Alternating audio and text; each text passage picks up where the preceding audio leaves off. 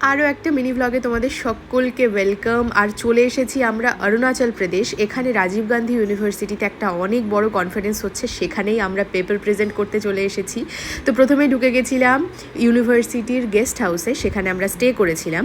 আর guest হাউসের এই হচ্ছে আমাদের ব্রেকফাস্ট। আমরা খুব সকাল সকালই চলে এসেছিলাম, ব্রেকফাস্ট সেরে আমরা বেরিয়েছিলাম ইউনিভার্সিটি ঘুরতে।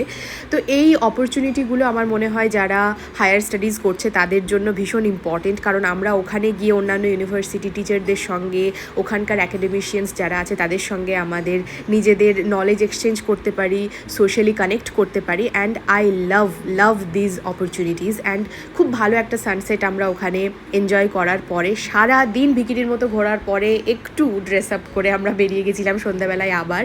অ্যান্ড সত্যি ভীষণ সুন্দর জায়গায় অবস্থিত এই ইউনিভার্সিটিটা। রাত্রিবেলার ভিউটাও খুব সুন্দর ছিল। বাকি মিনি ভ্লগগুলোও আসছে, স্টে টিউনড।